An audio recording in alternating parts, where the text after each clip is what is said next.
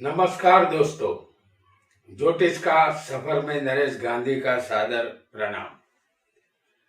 यह हमारा 209वां एपिसोड है जिसका नाम है जीवन दाता सूर्य का प्रभाव। इस एपिसोड में हम सूर्य के विषय में जानेंगे। सूर्य सौर मंडल का राजा है। सूर्य एक अणुभट्टी है जिसमें से सतत ऊर्जा निकलती रहती है। ये एक आग का गोला है। यही सूर्य हम पृथ्वीवासियों को जीवन दान देता है। प्राणी, पशु, पक्षी, जीव जंतु, मनुष्य, पेड़ पौधे, वनस्पतियां, सब कुछ सूर्य से प्रभावित है। सूर्य न होता तो पृथ्वी पर जीवन नहीं होता। सूर्य ग्रहों का राजा है। हमारे प्राचीन ऋषि मुनियों ने इसे ग्रह माना है, जबकि आज के वैज्ञानिक इसे तारा कहते हैं। सूर्य अग्नि तत्व का ग्रह है। हम भी इसे ग्रह ही मानेंगे। सूर्य जन्म कुंडली में बलवान हो तो जातक शानदार जिंदगी जीता है। सूर्य मेष में उच्च का होता है, सिंह में स्वग्रही और तुला में नीच का होता है।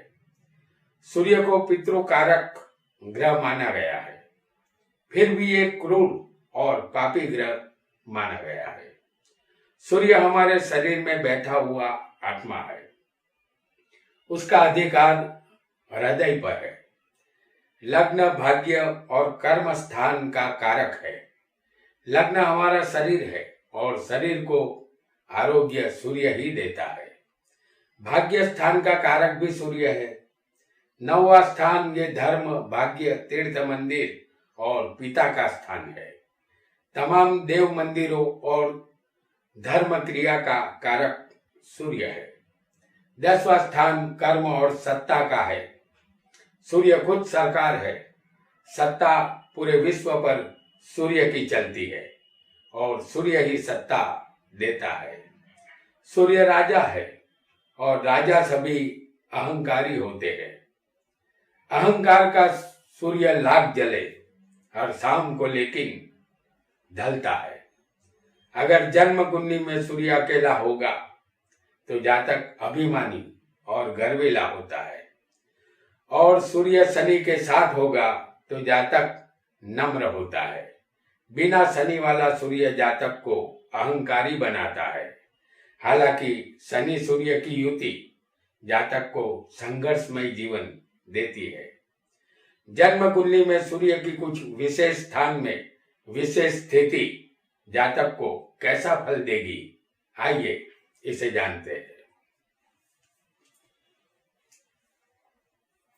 आपका लग्न यहां कोई भी हो सकता है।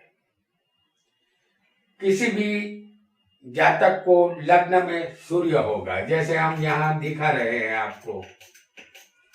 आपका लग्न कोई भी हो,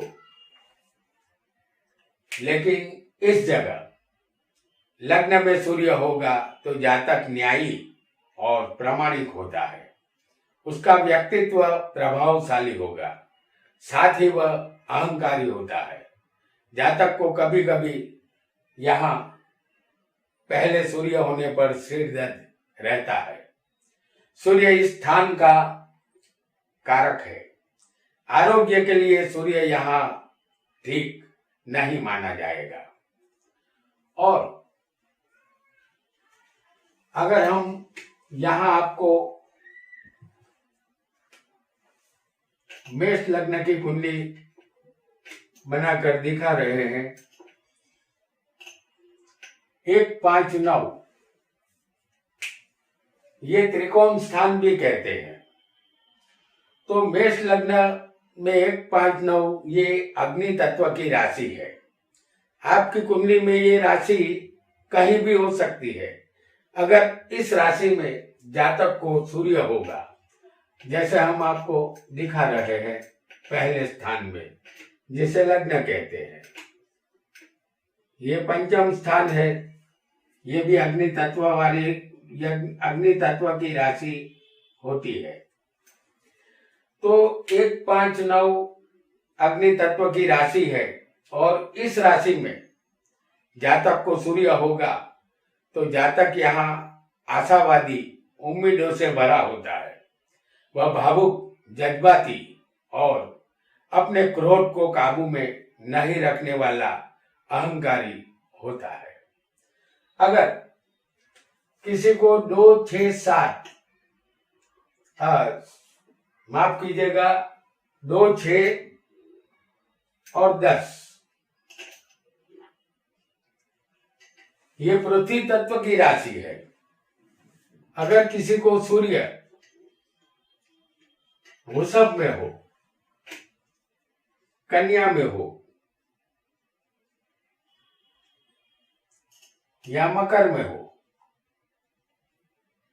तो ये 2, 6, 10 पृथ्वी तत्व की राशि है।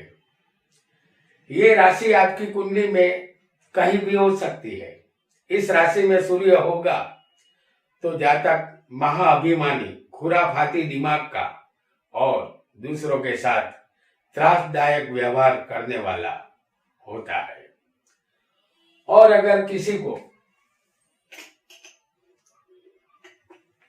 3, 7, 11 ये राशि है वायु तत्व की, और अगर इस वायु तत्व में सूर्य किसी को हो सकता है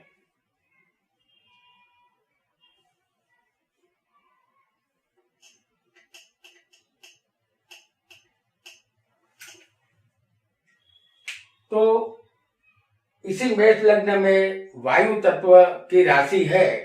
अगर आपकी कुंडली में ये कहीं भी हो सकती है। इस राशि में जातक को सूर्य होगा तो ये सूर्य अच्छे दिल वाला, बढ़िया इंसान बनाता है। उसको कला क्षेत्र और विज्ञान में रुचि होती है। जातक न्याय प्रिय स्वभाव का यहाँ होता है। और अगर किसी को जल तत्व की राशि हो जो 4, 8, 12 होती है, यानी कि कर्क राशि, वृश्चिक राशि और मीन राशि, अगर इस राशि में किसी को सूर्य आ जाए, जैसे हम आपको दिखा रहे हैं,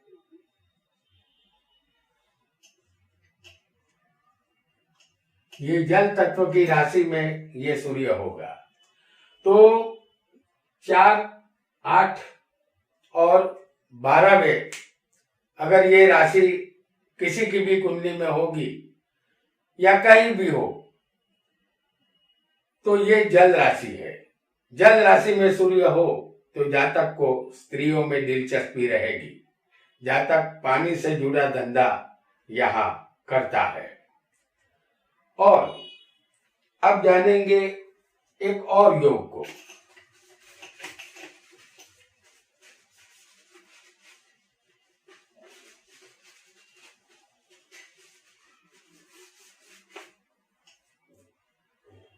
यहाँ कोई भी लग्न हो सकता है।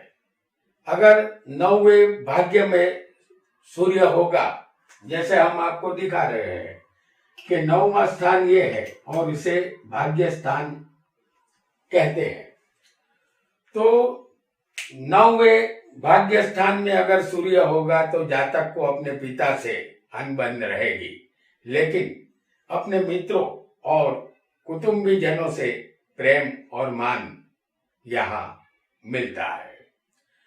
और अगर किसी को यहाँ पर कोई भी लग्न हो, 10वें अगर सूर्य होगा, जैसे हम दिखा रहे हैं 10वां स्थान कर्म का होता है, तो यहाँ जातक को सरकारी नौकरी मिलती है। वह सरकार से किसी भी तरह जुड़ जाता है। सरकारी पद भी मिल सकता है। समाज में मान सम्मान जातक को मिलता है। इस स्थान में सूर्य दिग्बल प्राप्त करता है।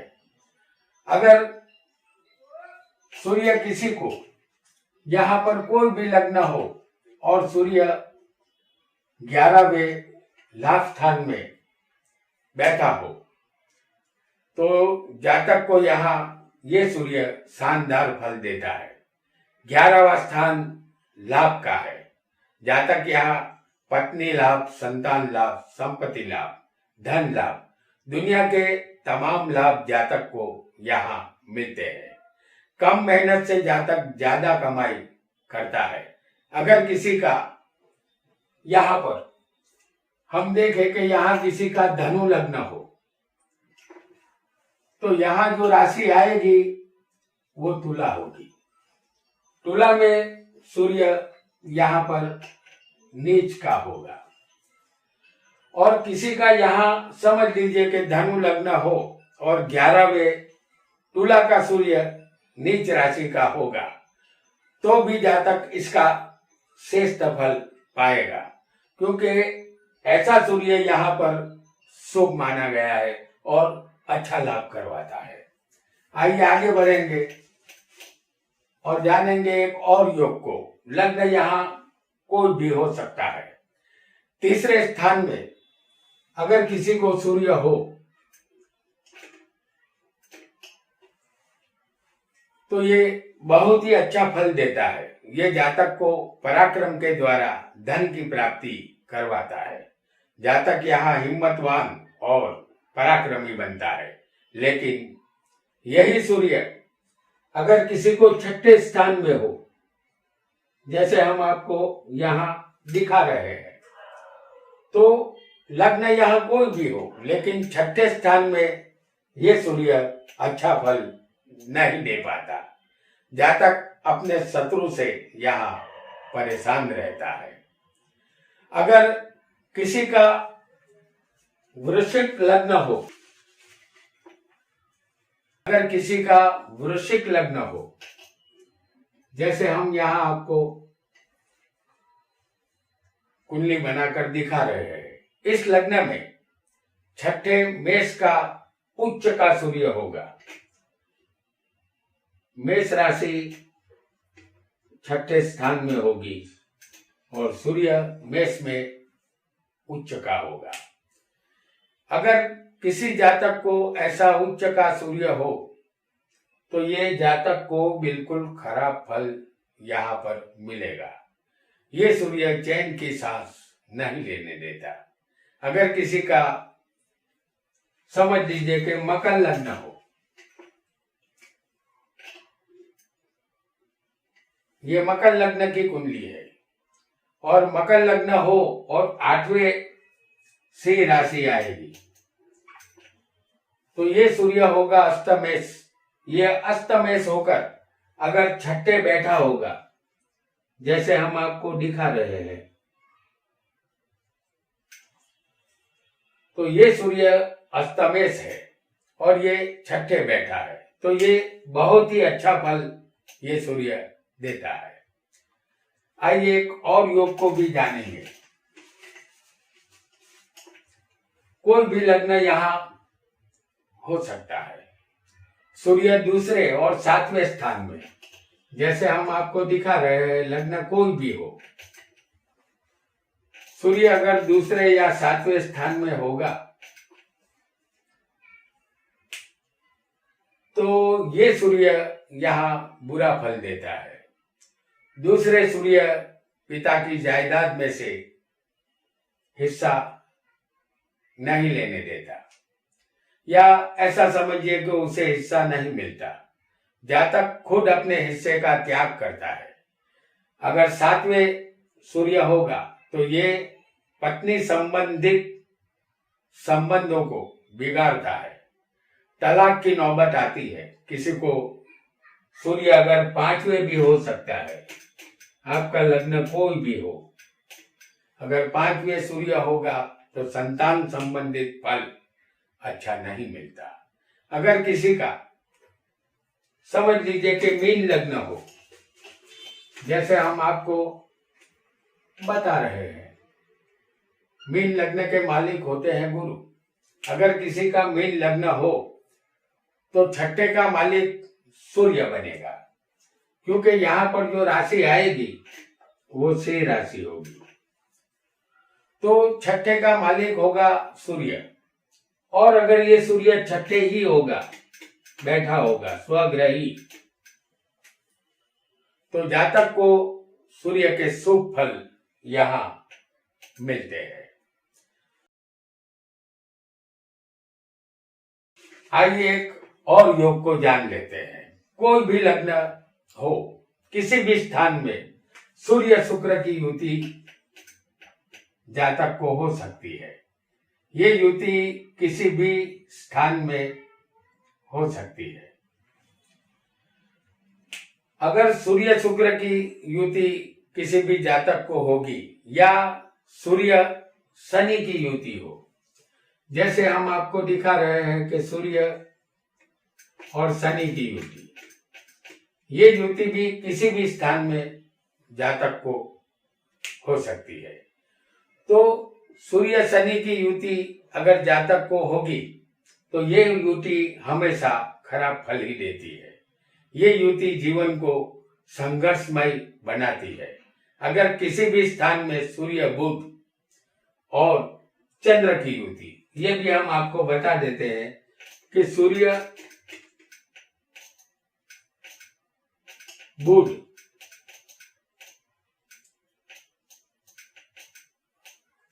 और चंद्र की युति अगर किसी भी स्थान में किसी को भी हो सकती है तो ये युति शुभ फल देती है। दूसरी युति है सूर्य गुरु और मंगल की, जिसे हम आपको दिखा रहे हैं 11वें स्थान में। सूर्य गुरु और मंगल,